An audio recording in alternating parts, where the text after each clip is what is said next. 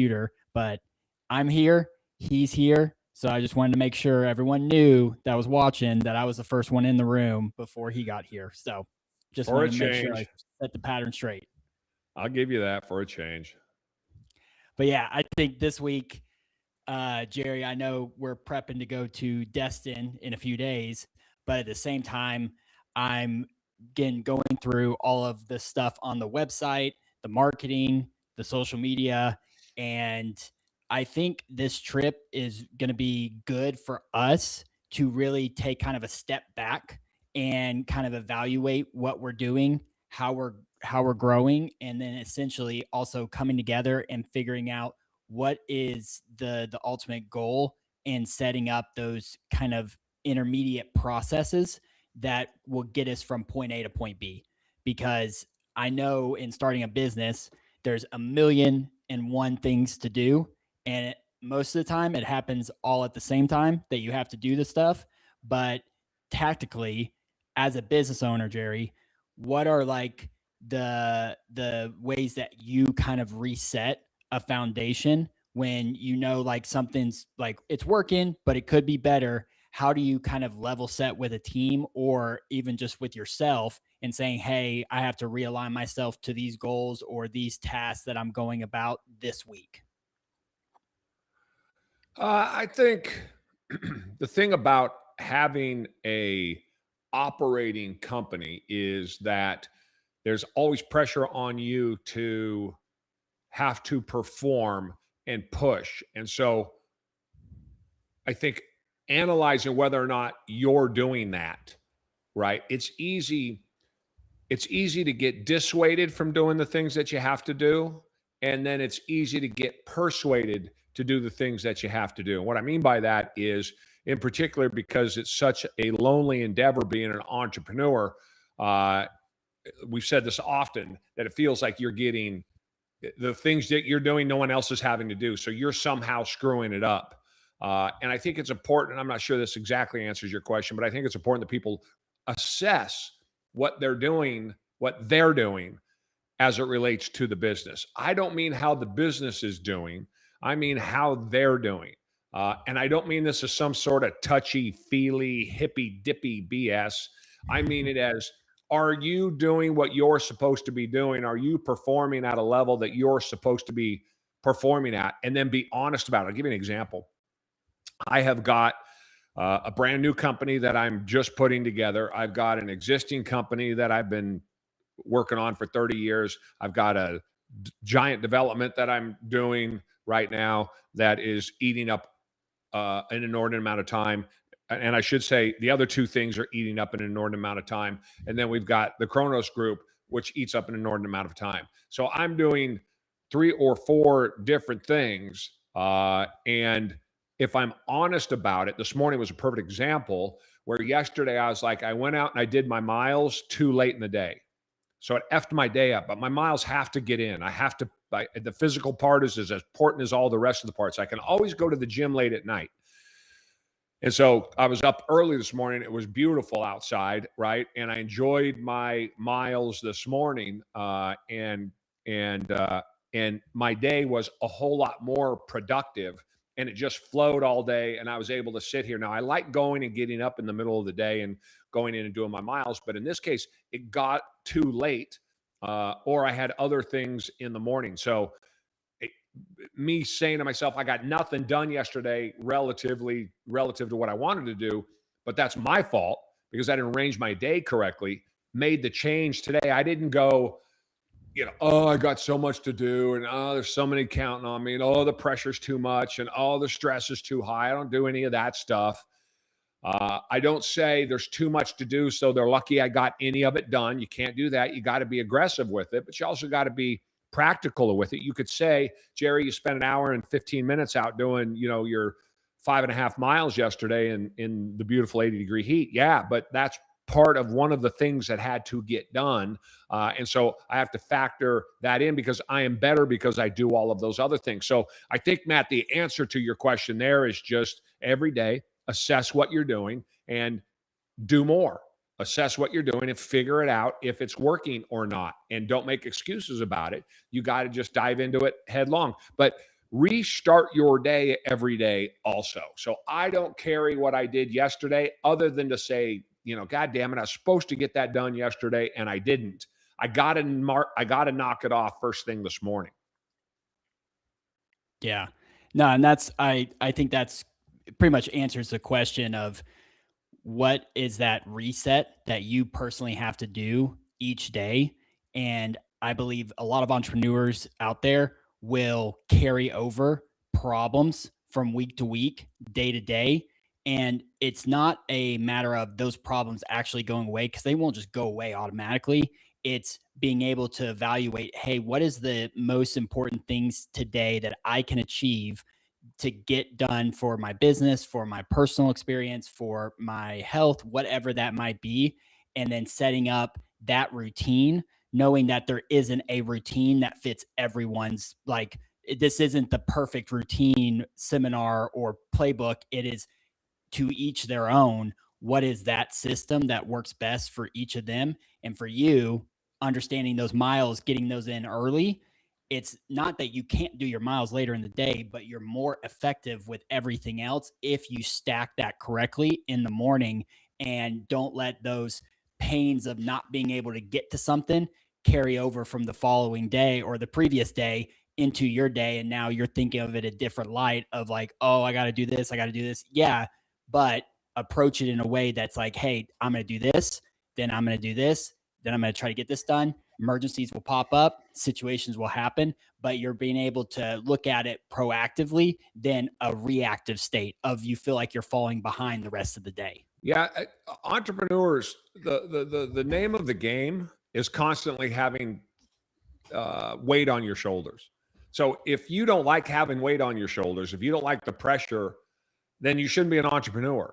So trying to find answers to the constant pressure that lives on top of you every single day is a fool's errand, and you will not be successful at it. And ultimately, it'll make the job that much harder. It'll make your chances of success that much more difficult. We tend to lose perspective on it too. I mean, if you have a lot to do, that's a good thing, as opposed to having nothing to do. If you have nothing to do, that's a bad thing. And so we get that. We think that we want to build this business and build it up to where we have nothing to do. Well, that just doesn't exist. And to the extent that it exists at all, relatively, like we see on social media that we're always talking about, that's unicorns. It's always going to take your time. So either you get used to failing every single day, waking up the next morning and jumping into it clean, understanding what you didn't do yesterday, try to get it done first thing in the morning. I try to do hard things in the morning first. I'm not always successful at it. Again, this is another one of those things, right? Social media guys and the big, multi-billionaires are telling you, just pick hard things and do it first thing in the morning. It's like, you MFers, you dudes don't do that. There's no way I that eat you sheet do metal that. for breakfast. Yeah, there's no way that you do that consistently. It's just not reality. But I'll tell you, and even if it is their reality, I'm telling you, it's a very tough reality to do. You try to do those very difficult things and knock them out first thing in the morning. But none of this, if it doesn't happen, I wake up. It's almost like you have to forgive yourself for those things that you were supposed to do tomorrow or supposed to do yesterday. Wake up the next day, though, and take them on like they're brand new and they have to be done. You don't forget what you did. I don't say that you make excuses and say, I got too much shit to do. I got to just forgive myself. No. I'm talking about start clean, fresh, new morning. I didn't get this done yesterday. I got to get it done first and foremost, attack it, and then move on to the next thing. And yesterday was yesterday, and tomorrow is going to be tomorrow. And right now, this is the hottest thing on my plate. Yeah. Yeah, Coach Burt had a thing that he'd say, and I had to agree with it. And this way, you just kind of clear the slate. In his mind, he always treated everything. He said it all goes to zero at midnight, and that way you start the new day with your other stuff. And there is something to getting that hard stuff out of the way. Brian Tracy has a book I read. I've read it several times. It's not real long, called "Eat That Frog," and it says, How to eat a frog. Yeah, it just says "Eat that frog," and it said, I think it's something based on something Mark Twain said. If you got to eat a frog today, make it the first thing you do so it's out of the way. And he said, if you got to eat 2 frogs, eat the bigger one first. Yeah. So that's like the worst thing you'd have to do, But the Right. idea now, our days don't always go where they want to, but I think it should be that mindset, because that ends up being the thing that you put off, but you got to get done. And if you don't have that mindset towards at least trying to do it, then it's too easy to put off. And the more you put it off, it creates the habit of not taking care of the things you need to take care of. And we And I get think comfortable with our habits. it comes down to in a large perspective is just we forget that we need to be competitive and aggressive and have energy and run to our problems and attack them and knock them out like the pterodactyls to feed our kids and then move to the next thing, right? We look at these things like, oh, I got to do this today. And that's the wrong attitude. The right attitude is attack, attack, attack, aggressive, aggressive, aggressive, push, push, push, testosterone fueled anger and aggressiveness at getting the problems taken care of, and then getting up the next day when you F that up and doing it all over again. We don't do that, though. We consider these things to be problems for us, obstacles that we got to get over. Now, they are obstacles, but how do you attack an obstacle, right? As fast as you can. You destroy it as quickly as you can. And so this aggressiveness that we need to show, also a mindset where we talk about whatever it is that I have to do, it's never too much. Never. Now, it might be too much, but you're never going to hear me say that. I might look for options and ways to do it more efficiently, but whatever I have, it's got to get done. And if I don't get it done today, I'm going to get it done tomorrow. And that's for sure. Now, tomorrow I might not get it done. And I'm going to realize why I didn't get it done. Then the next day, I'm going to do it first thing in the morning, pound it out and get it done. But it's always assessing, looking back at yesterday, figuring out why I didn't get it done, figure out what's important, what's got to get done, and then wake up the next day just ready to go to battle like someone's trying to steal the lollipop from your daughter's mouth, because that's really what they're doing. So that's lost in all of this happy new age social media BS, self-help, feel good about yourself, safe space talk. This feminization of society at large, men in particular have lost it. You just wake up and attack. And it's not working. Attack. It's working great. Attack. I have too much to do. Attack. I'm tired. Attack. I need to go to the gym. Attack. I got to pick up my kids. Attack. There's not enough hours in the day. Attack. Everything's got to be aggressive, pushed, attacking. And no matter what it is to do, I got to take a dump. Attack. Everything you go hard on. Yeah, it's a defense mentality that I feel like this society has started to develop, where it's protect your time, protect this, protect your sanity. And it's like, well, if you have a 9 to 5 and that's your sanity is just the problems that happen at that. And if you're if you're not an entrepreneur, but if you are, well, good luck growing a business, because the business world, neither does nature, operate that way. They're never on the defense. The only time they're on a defense is if they're being chased and they have to survive. That's the only time. Everything else is kill or be killed.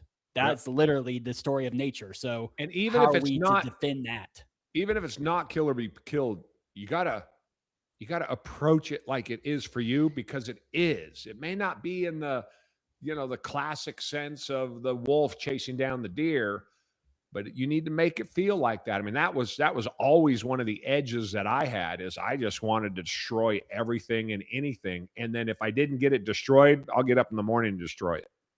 If I didn't next day, I'll destroy it tomorrow.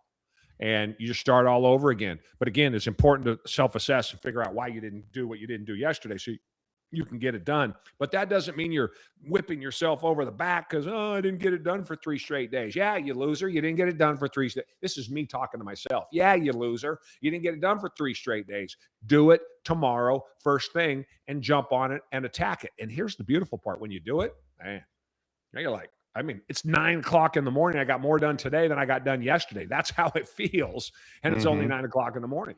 Well, to your point earlier, I was thinking, when you talk about not getting stuff done, and, we'll try to hide from it. But the thing is, it's in our mind. And I use it in my sales too, is, people carrying weight and trying to ignore the fact they're like that.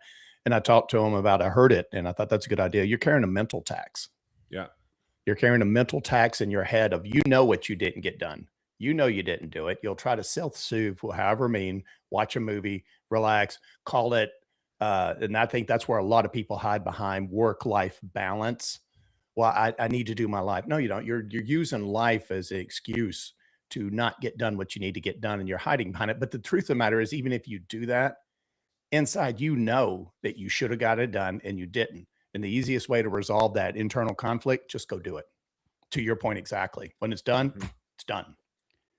Yeah, I think we need to change the phrase of work-life balance to work is life. And that's it. Because it really is. There's not one or the other. It is both. And being able to manage that is up to you. It's not up to anyone else to tell you what you're supposed to do, what you're not supposed to do, especially as an entrepreneur. You need to do that for yourself. And I was actually looking online at some entrepreneurs that have done kind of a time blocking or some sort of system to each day. And it's crazy because Elon Musk, he breaks it down to 5 minutes blocking every day. And I was like, well, if you're functioning like Elon Musk, you need to have extreme time blocking because his time is very precious and there's a million things that he's doing. So he breaks it down into 5 minute increments, whether it be Tesla, SpaceX, and then he batches those tasks together to stay efficient and avoid context switching. Now, for the everyday entrepreneur, they're thinking in their head when they read that, I need to be extreme time blocking. So they'll build out this routine. They'll think about the whole process. They'll build this out and then they don't do it. Well, then what happens? Well, today's a wash, or maybe I'll try it again tomorrow. And it's like, you still have the rest of the day.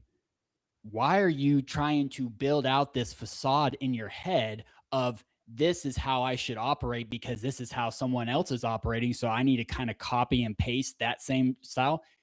It's not achievable because he's been doing it for years.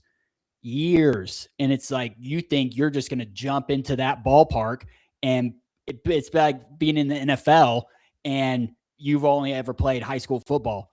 And you walk into a college or football, pro NFL arena and it's like, all right, I'm going to compete with these guys. And it's like, no, these guys have been training and playing and doing at this level of operating at this level for years now. And you're just dipping your toes in the water. So don't expect to have the perfect plan because there is no perfect plan. It is do the actions and then over time build in the consistency that works the best for you. And as you continue to scale, that's where you'll be able to really you maximize your time, whether it be at the gym, whether it be with your family, whether it be with building a business, and you'll start to see those patterns take effect. But you're not going to build a pattern from scratch or by reading something online and then saying, yeah, that schedule, that's how I'm going to do my routines. And here's what entrepreneurs need to hear. This is average, everyday folks. I say on my one-on-one podcast that I do with people, if we use a term people don't understand, I'll stop, because if you're in the game like I am and like so many people are, we'll use vernacular that people may not recognize because you're just not in the game all of the time. And so along those lines, and this is one of those instances where you see these guys like Elon Musk, though, talk about this is what he does in 5-minute increments, and this is what this guy does, and this is what that guy does. That's not, those guys don't live an entrepreneurial life. Now, they're entrepreneurs by the definition, but they're not you and me. They're not the 30 million solopreneurs. They're not the 3.5 million entrepreneurs that have employees in the United States. Our lives relative to those people's lives are night and day. They are the 1%, both in business, obviously, and in personal wealth. The rest of us operate at a different plane. I don't care if you're a $25 million company or you're a $250,000 a year company. The reality is that your life is very, very difficult. They have resources and assets and employees and help and all of those sorts of things. So they're ruling over. Elon Musk, obviously works in and on the business in a way that all the rest of us can't really comprehend. So their advice to get people to do things for you and work on your business rather than in it, to the extent that they talk about, and that you're supposed to be doing that by coming up with these schedules and all the rest of that, I don't know how that's possible. Now, I admittedly have a very limited amount of experience here, just 30 odd years and $500 million in sales, running 10,000 employees. So somewhat limited on time. I'm telling you, you're going to get interrupted all of the time. So I don't care what your schedule is. I don't care what the way you put it together. I don't care how you want to try to do this thing at 8 o'clock in the morning. But the reality is by 8:10, the whole thing is off. And you may not even come back to that again for 4 more hours. So it's hard for me to take advice from Elon Musk in this context. Dude's smart. I mean, again, the only human on the planet that I would fly across the country on my own dime to have lunch with. But they just live a different world than we do. This is always the thing where I start to separate from guys like Gary Vaynerchuk and all of that is they've forgotten. I can tell by their advice. Some of their advice is good, but operationally, they've forgotten what it's like to be working in this place 10, 12 hours a day. So when this advice comes out from some of these, 100 millionaires and billionaires about how to run their business, I go, wait, I don't recognize any of the advice they gave, not only in my own business, but in all of the other businesses that I work with and that I am aware of. So I want to just caution everybody not to hold yourself to a standard that is unreachable for you, because we are all entrepreneurs in name only, but publicly traded businesses at that level have nothing to do, very little in common, other than they sell a product, they bring the money in, they get the work done, the money goes out, and there's a profit at the end. Sure, it's the same business, but it's very, very different. And entrepreneurs trying to emulate what so many of those people do. It's where I start to get sideways with, what's his name? He does all the big stadium shows, big tall guy, gives advice. Tony Robbins. Voice. What's that? Tony Robbins. Yeah, Tony Robbins, right? And again, it's just because there's this disconnect, right? He talks about, I don't know, I run 105 companies. That dude doesn't run 105 companies, right? He owns 105 companies. He's a billionaire. He's got resources on top of resources, right? Come talk to me, Tony Robbins, when you have to make a $200,000 payroll on Monday and it's Friday, or a $50,000 payroll on Monday and it's Friday and you don't have the money in the bank. That is what so many entrepreneurs are going to understand. Come talk to me when you want to buy a building, the one you're in, the lease is expiring and you can't get the other one built, or you can't get the other one finished fast enough. Maybe there's a delta on your cash that you might lose on a down payment. Now the stress is on while you're running your business and you're trying to do this same thing and you're trying to push to get these other projects done. I mean, that's real life on the ground, trying to manipulate and manage your way through the world. So if you can't get to your list of stuff that you have set up by 8:30 in the morning, chill, brother. Long as you're working and you're pushing and you mean to come back to it, because them dudes got nothing in common with you. I promise that these massive lawnmower companies, let's say, just, they take care and mow people's front lawns. The CEOs of these big companies haven't mowed a lawn in 25 years, but the dude on the ground, he knows what he's doing, right? Look at his life versus the CEO's life. It's very, very different. And more entrepreneurs' lives are like the guy actually mowing the lawn than they are like the CEO. Mm-hmm. Yep. Yeah, that's that's a good way to put it, because I actually have to go and mow my lawn right after this because it's going to rain all weekend. And I was thinking, man, it'd be nice to be able to pay someone to do my lawn. But that's the advice they'll tell you on social media from entrepreneurs that are at those levels, or business owners that are you can pay for takeout all the time. You can pay for someone to come clean your house. You can pay for someone to do the mowing and stuff. And that's great at their level, because they have the money and the resources to then pay someone with a less amount of money that they would make in an hour themselves to someone else who can do that low priority task that's not adding any value to their business or to their day. It's just a task that they have to do of just maintenance of life. Mm-hmm. That's great. And I see those social posts where they're like, you can outsource this, you can outsource this. Buddy, you got the money for me? Are you just going to Venmo me that money and I can just use that to then pay all these people? Because business owners don't always have that luxury. And so you're having to do that stuff, and that's not part of the perfect routine. Well, good luck. It is part of life. And to your point, Jerry, it is what it is. I'll use that as an example too, that once you get that business started, the kind of managing you should be doing is, do you spend time once you get to a certain point? Everybody does everything at the beginning, that you can hire somebody then to come mow your lawn, not so that you can sit on your ass and do nothing, because you might as well mow the lawn if you're going to do that. But as soon as you can afford to have somebody come in and mow the lawn, have them mow the lawn so that you get to spend more time making more money, so that then paying somebody to mow the lawn is an afterthought. So you want to buy yourself time by not doing the things that other people can do for you. I've told this story before. My assistant 25 years ago, I'm paying my bills, I'm writing my checks, I'm sitting at my desk doing all this for my house and my home, my kids, and everything else. And she's like, "What?" And I had never really had an assistant before. And she's like, "What the hell are you doing?" And I said, "I was paying my bills." And she's like, "Yeah," gathered it all up. And that was the last time I ever paid my own bills, because she's like, "No, no, no. You need to be thinking about the company. We're at the point now, you got an assistant. You need to be thinking about the company." When there was no assistant and you're building the company, or you're starting the company, I should say, yes. But now I don't want you spending an hour, hour and a half doing your checkbook and all the rest of that. Let me do it. And I'm going to go and do what I'm good at, which is doing this checkbook and paying the bills. You're going to go do what you're good at, which is grow the company and make us all that much more successful and that much more profitable. So there is an inflection point I would just add to that, Matt. Everyone does everything at the beginning, but you need to start looking at it once you're growing, right? What's the moment I can slip a few bucks off so that I don't have to do X? So I don't have to do Y. And either somebody else can do that for me, or I can hire somebody as a third party, either bring on somebody as an employee or hire a third party out to do it for me. And here's a little tip. I didn't know this, but I realize it now. For young entrepreneurs, you want somebody, you got to get the grass cut, you got to do, laundry, clean the house, have kids, Have and then children. and Yeah. then hire them to Yeah. work for your business.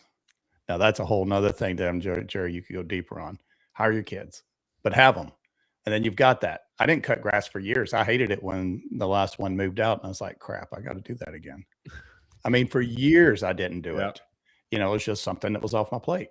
And at that time I was working a lot of hours in the granite business, but I didn't have to worry about it. It was just done. Yeah.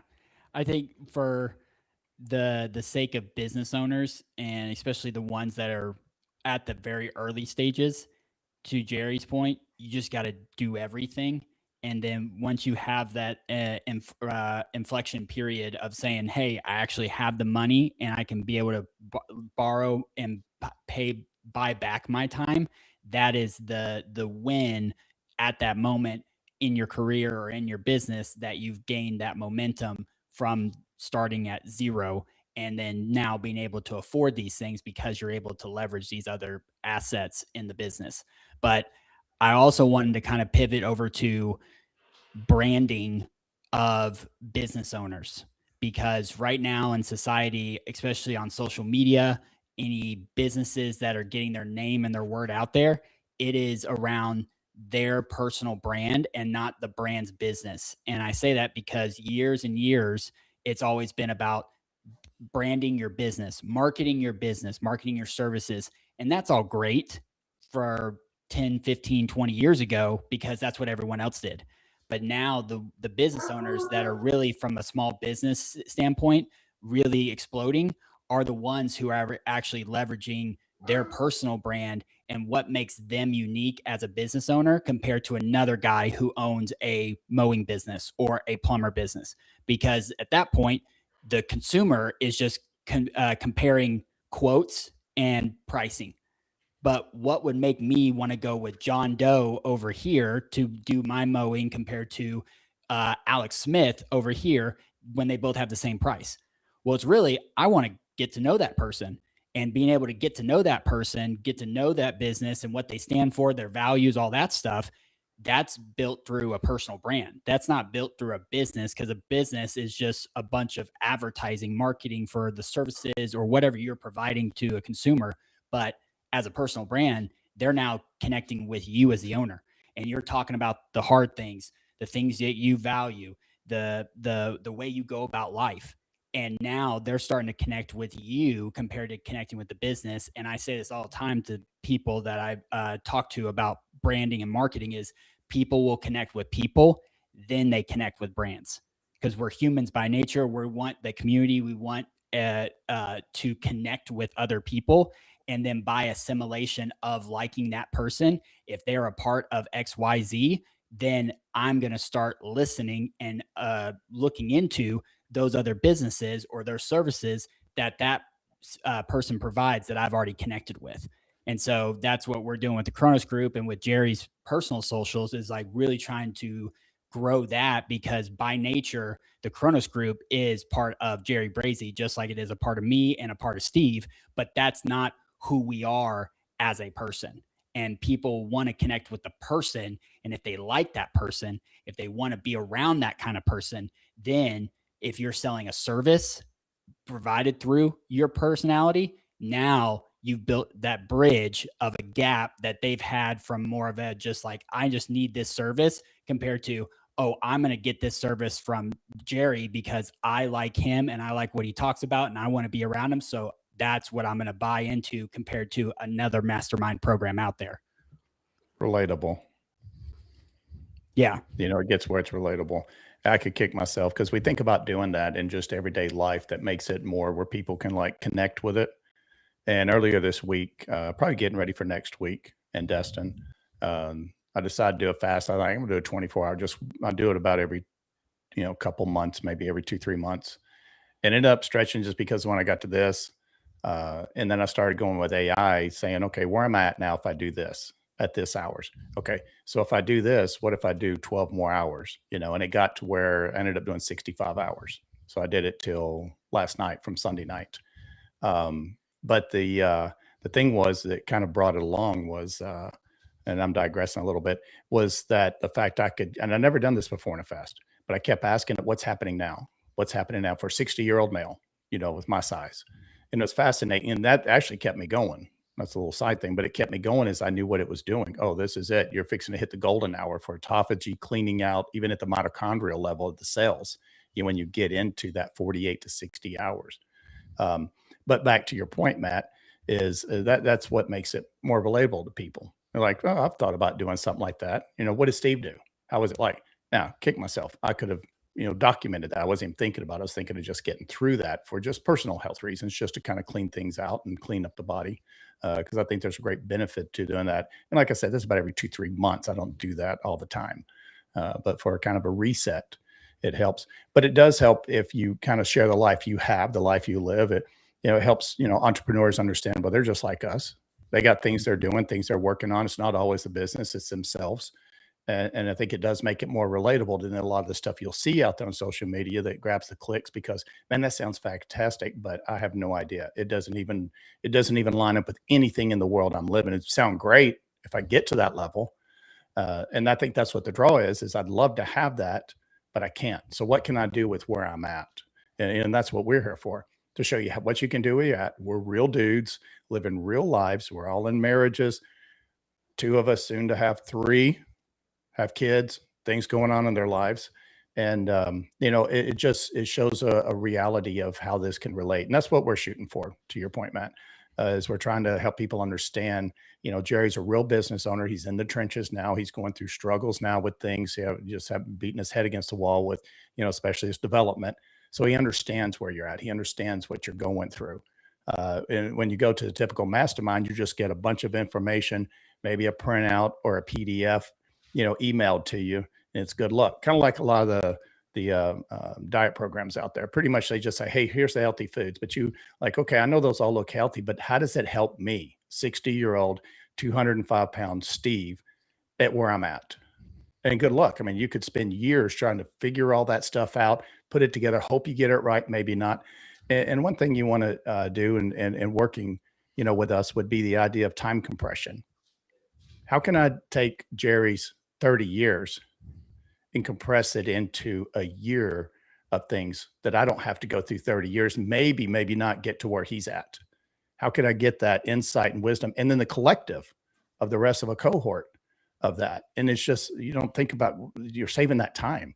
How much faster are you going to be more successful, and how much longer will you get to enjoy that success? Just like with your health, if you get it taken care of, get serious about it, and get locked in. What are your thoughts, Jerry?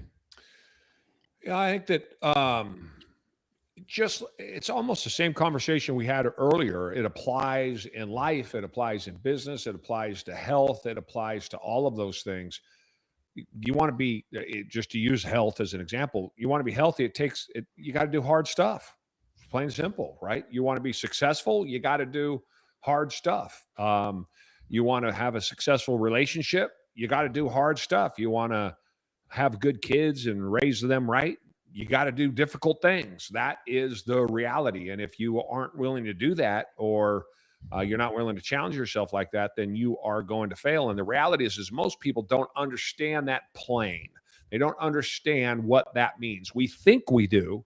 We think, because we all think that that guy who's in shape, he's sure lucky he's got extra time to go work out, or probably that's all he does for a living. Or, that rich dude driving that fancy car, he sure is lucky, right? Probably his parents were rich and passed it along to him. And, or that guy's been married for 25 years. He sure looks happy with his wife. But, that's just pure luck. And he just got the perfect girl. That would never work for me. That guy's kids went to college, or they all seem like good kids, and they're around him all the time. And he talks to them a lot. And, his teenager didn't go crazy like they tell us all of the teenagers are supposed to go crazy. Well, that's just lucky because he was able to afford things that the other people can't do.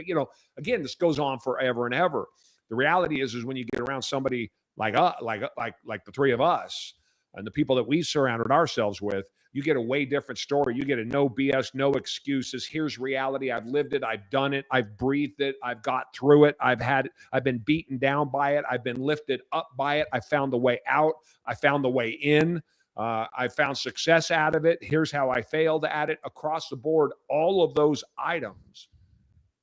Add religion to it also on top of that. All of those things, you're going to be better if you find somebody else that gives you another perspective. But we hide from other perspectives.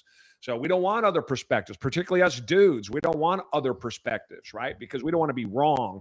We don't want to be challenged. We don't want to think that there's other ways of doing things other than how I'm doing it. Because if I agree to that, then all of a sudden everything that I've been doing makes me a failure. Yeah. But if you're trying to get something done and you don't get it done, I'm no genius, but I think if we look that up in the dictionary, it's going to have your picture as a failure. The question is, how do you fix that? Well, you accept that you failed at it. Go find somebody else that knows how to do it. Ask them a couple of questions, institute their advice. Now you're off and running. 2, 3, 5 years of you trying to do it by yourself, failing at it, fixed in a year. How's that not the absolute definition of genius? Mm-hmm. Yeah. Yeah, I was going to say that, in the sales that I do, see, that's the big thing that I push on, as far as if you want to get somewhere you've never been, you're going to have to do something you've never done, any of that. Otherwise, you'd already be there. So, that's one of the angles I help people understand, because there's a lot of shift in perspective. It's so much of a beat up and people not wanting to listen or wanting to figure it out. And you can just I'll call them on it. Okay, well, I think I can do it. I know how to eat healthy, 80 pounds overweight. I'll figure it out. Been that way for 30 years, 20 years, and I've just gotten to where, you call it out on it because that's the truth of it. And I'm just talking about weight, but there's so much in business. Jerry, I'm sure you've met many people that I can't do it. It's the customers, it's the economy. And all they do is have a little conversation, not realizing you're listening the way you listen to analyze. And you're like, dude, it wouldn't take much to turn that around. But no, they don't want to listen because they know, because they make a little bit of money. They got a little jingle in their pocket and they think they got it figured out. And that breakthrough is just around the corner, but they've been going around that corner for 10 years and it's never shown up. How many corners are you going to go around until you finally just have somebody that stops you right there? Says, just do this. Let's look at it this way. But we fight that because it's so much of, ego, pride. And to your point, exactly, Jerry, I sense that so many times. Well, that means then I'm a failure. Well, you need to fix that first, because the whole idea is about learning and growing. You're going to do work. You're going to do it successfully. You're going to need to keep growing at it. You're going to keep needing to learn new skills. And if you're not in a place to learn new skills and new ideas, you're screwed. I mean, you really are, because all you're going to do is flatline. And the thing is time keeps moving forward. So if you're not moving toward a more successful life, you're moving away from it. How long do you want to keep doing that? How long do you want your business to keep kind of slipping a little bit, but it's okay today? But it doesn't stand still. None of it. Jerry, you can tell me your business is either growing or dying. Yeah, It doesn't right. just flatline. People say, well, it's staying consistent. Well, then you're growing enough not to die. You just And can't tell. the mistake there is people think I'm doing everything that I can. To that example right there, Steve, you are fooled because you fool yourself into thinking that you're doing everything you can and that no one else. Steve, you don't understand, man. I'm working. I'm working very hard every day. I'm here 12 hours a day. There's nothing more that can be done in this business to try to grow it. I know you're sitting here telling me that I'm supposed to be growing it, but there's nothing more that can be done because I'm doing everything that I can. Mhm. That is loser talk. It's just not true. It's not reality. I do it and I go in and do it to other people. Absolutely, you're going to get defensive, but the trick is from somebody like me and many others, you're going to learn that you can't think like that, that you want to think like that defensively you want to think like that. But the reality is the value in what you have created, the value in this foundation that you have is now how do I take it and grow and make more money? So even if the answer is I'm doing everything I can, well, then shut it down. It's not worth it. So you have two options. You shut it down. Maybe you're making a little profit. Okay, you keep running it. But the reality is you're supposed to grow it. So go find people who can help you grow it, move away. Even if you're right, let's say you're 100% right, you should be spending money on mentors to help you prove that you're right. So what I'm saying is always assume you're wrong. Always want to prove what you believe to be the truth. Always want to have that tested by people who understand, not your parents, not your wife, not your family, not your brother, not your brother-in-law, not the guy down the street, people with experience, not people you went to school with, particularly when we're talking about business. Again, if you want to get healthy, go find the healthiest guy you know and talk to him. If you want to get successful, go find the most successful guy you know and talk to him. If you want to be married for 30 years and it's been 2 years, go talk to the dude that's been married for 30 years and don't talk to the dude that's been married for 5 years. The guy that's been married for 5 years doesn't know nothing. The guy that's been married for 30 years, that's the dude you want to talk to. Got, 3, 4 kids, been around the block a million times. That's the guy that you want to go talk to. And so that holds true, absolutely. But we all think there's nothing that guy that's been married for 30 years is going to tell me because he doesn't live my life. And I'm doing everything I can at year 5 to get along with my wife. And that's all that can be done. That's where we come in, guys like Steve and I, and just kind of laugh at you and say, yeah, yeah, we know. That's That cute. was us. That was us. We were there too. I recognize exactly what you're saying, exactly what you're thinking, exactly how you're standing there all bowed up, ready to fight with me over it. I get it. That was me. I'm remembering now. That was me. Isn't that cute? It's funny to see you act like that because that's so cute because that's how I was. That's where the experience comes from, right? You don't know what's over the hill. You haven't been there. Guys like Steve and I have been married 30 years. We're 10 hills over. So whatever it is that you're going through, no matter how hard it is, no matter how difficult it is, no matter how much of a bitch your wife is, or your kids are terrible, man, you got to talk to somebody with some experience for the love of God because you don't know. Doesn't mean the answer is going to or once you get the answer, it's going to fix everything. Might not even be an answer you want to do, but at least you got another perspective, and that's the value of mentorship in whatever part of life you want to apply it. Yeah, it reminds me of that situation, Jerry. We had company over, you were over, and the guy was talking about, how he was. I was doing the gym, and I don't know, I just kind of got out of it, and I was like, and he had a girlfriend there, and uh, looked over, and he said, I was like, yeah, you met her. No, it's not that. It's not that. And as soon as he was saying that, Jerry and I were sitting beside each other without even a cue. When I looked, he was looking at me because, like, dude, come on. Yeah, who you talking We'll to? freely admit that that's what it was, the distraction and all that, but that's to your point, Jerry. When you're young, you think, no, it's got to be something else. But then you look at people that have 30 plus years of marriage under them, and it wasn't even worth arguing about because we knew we were right. But I thought it was Right. something that both of us, when I looked over to you and you were looking over to me at the same time. Perfect. To your point, having that experience can help so much, if you're willing to listen. If you're willing to listen. And the thing is as you gain perspective and as you gain the ability to adapt and change and grow, that's like any habit. You're in the habit of making excuses. So many people have excuses. Even if they say they're doing everything and I don't know what it is, that's an excuse because you haven't invited an outside perspective. And to your point, Jerry, most people don't want that. They don't want that looking in on what you're doing. The thing is the more you get used to it, you start to almost crave it. You're like, I'm missing something. I got a blind spot here. Reach out, Mhm. reach out. We do in our coaching. Hey, listen to this call. I did everything I thought I was supposed to, but let me know what I'm missing. And then they'll listen to it and like, well, you didn't create a big enough gap between where they were at and what you have, the value of what you had to offer. And it's like, oh, when you listen to it, but I wouldn't be able to, I didn't catch it for myself. And so you start knowing something's not working. I need to reach out to somebody that has an outside perspective, more experience.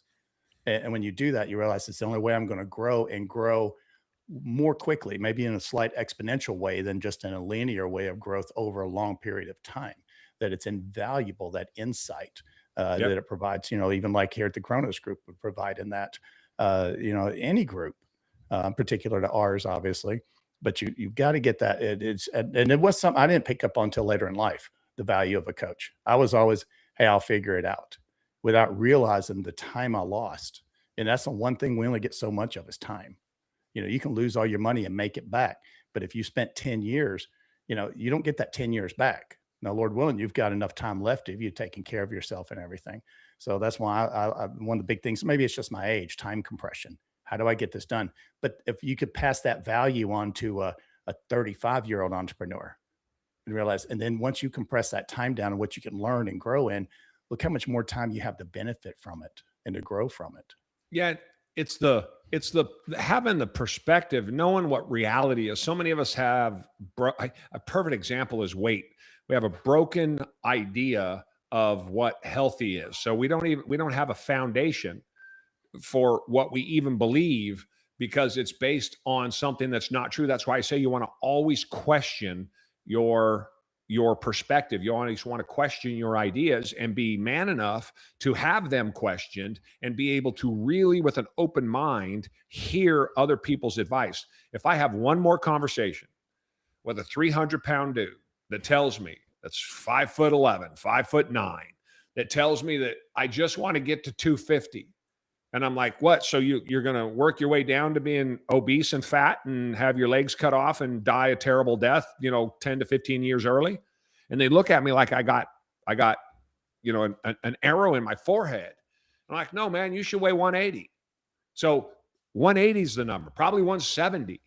Right. I remember seeing this graph a few days ago that women today weigh on average what men weighed in the 60s, in the 1960s. Wow. Yes. Think about that. And so the average woman today weighs 170 pounds. The average man in the 1960s weighed 170 pounds. The average man today weighs 200 pounds. So the average woman in the 60s weighed 140. They now weigh 170. The average man in the 60s weighed 170. They now weigh 200. Okay, and we're not bigger. We're, average size of a man's about 5'8 and a half, 5'9". The average size of a woman, I think, is about 5'4", 5'3 and a half. Somewhere around so we're not any bigger. That's what I mean by having a baseline where you tell yourself, I'm 5'9", I should weigh 170 pounds. But things get in the way of that. Our egos. We don't want to be told we're wrong. We want to be 200 pounds, right? We don't want to be told our business could be ran better or different, or that guy that you really like, you should fire. And we don't want to hear those better pieces of equipment, or you got to risk more and the payoff's going to be. You don't want any of that discomfort. You don't want to take on any of those things. It's very much like that. And so we should be sponges at all points. It's back to my, when you're 25 years old, you think your hard drive's 80% full. And when you're 57 years old, you realize that your hard drive is only 20% full. And there's so much more to learn. That should be everybody's mantra, is shut up and listen, and how much can I learn? And I think that ultimately is a superpower. When you get around successful people who think and talk like this, it becomes much easier for you when you are constantly bombarded with this approach to whatever the problem is: home, life, mental, physical, emotional, spiritual, whatever it is. When you're around people that think like this, you're going to find that your mind opens up and things tend to get a whole lot better because you're not looking through a tiny little prism. Yeah. It's the unlock for me, Jerry, is something that you told me years ago. And for me, the last several years, it's been what has set me apart just in everyday conversations with people my age is everything is your fault. And Yep. we are in a society that is the exact opposite.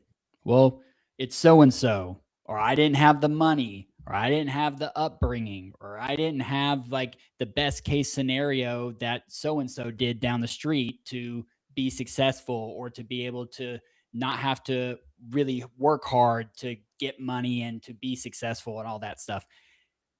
It comes down to just having that mindset of it is my fault, and then being able to build upon what do I need to do to fix this.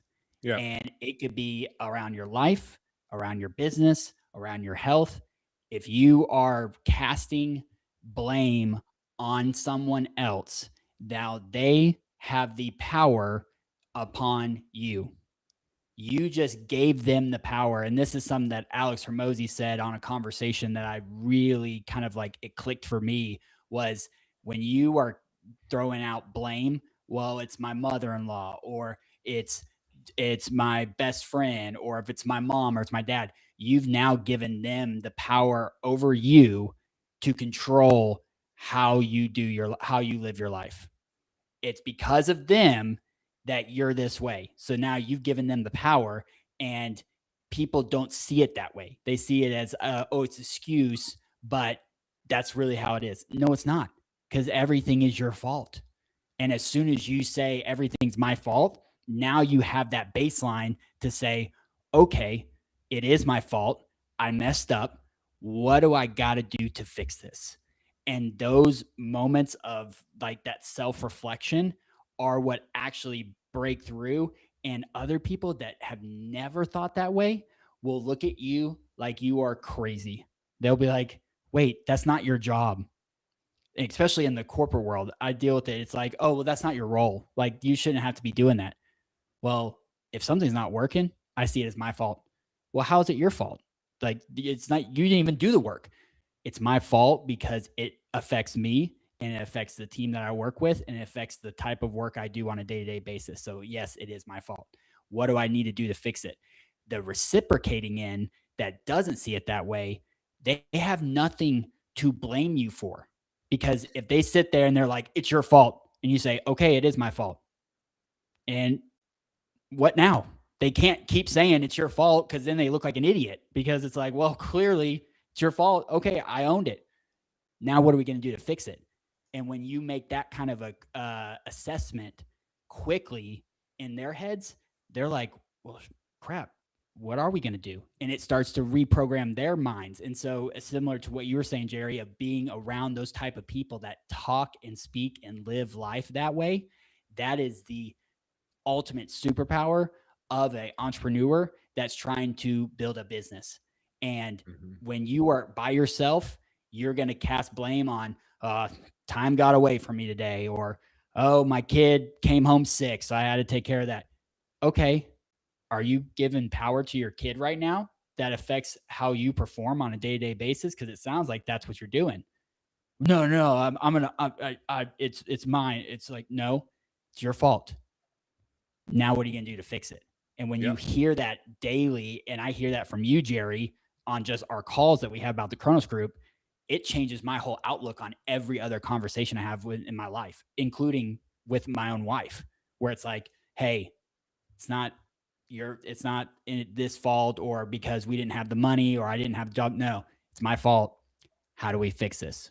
And then that kind of approach to everything in life, dude, it gets so much easier, because now you're being able to leverage this power that most people have in them, but will never tap into, because they're ultimately afraid of feeling like a failure or looking like a failure to everyone's around them, and it's all in their own head.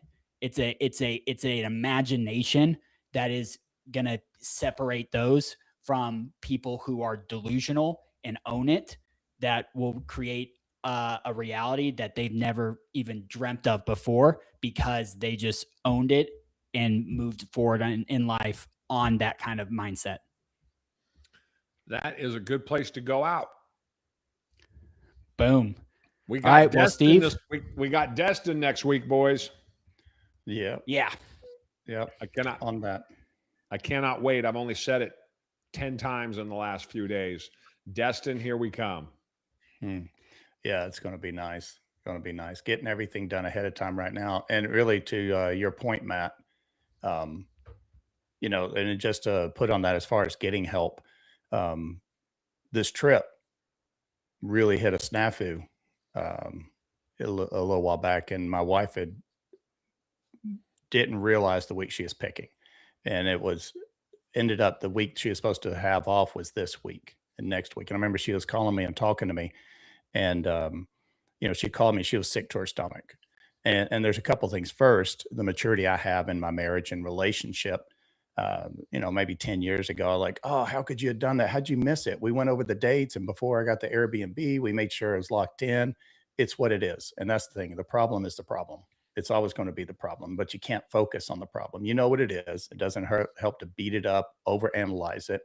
So the first thing I thought of, and it really was, okay, well, this is something to overcome. We got to figure something out. And the way we figured it out wasn't like, well, what can I do? Well, I couldn't really do anything. So I told her, reach out to see if there's somebody that can cover something. And her initial response was, well, they don't want anybody to cover. I said, just ask, reach out and ask. And so we ended up working it out where they got somebody come in, and the manager's actually going to come back from a trip she's on for a couple of days and go back. But it all worked out. But it's because I have that mind problem solving. But we solved the problem by reaching out and getting help from somebody beyond us. And it made a thing work that could have really been a really messed up situation with flights and everybody timing and everything like that. And so I use that to close out here, saying that, you know, we've got to reach out. You've got to get help. If you're really going to be successful, and do it quickly and do it as correctly as possible. If nothing else, get the advice of, this is what I want to do. What are the potholes? What are the pitfalls that I'm going to run into? If you could just avoid the pitfalls, that's worth its weight in gold, just in that alone. So reach out if you're looking for something like this. Get the help. You know, get a coach to help you through these things. And then, to Jerry's point, that's a wrap on today's episode. If you're listening to this and you're wondering how to bridge the gap between insight and actually taking action, which we talked about today, you need to be in the Forge.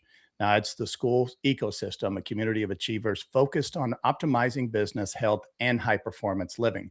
Now, for the founders listening who are doing $1 million or more, you know, your biggest bottleneck isn't more hard work.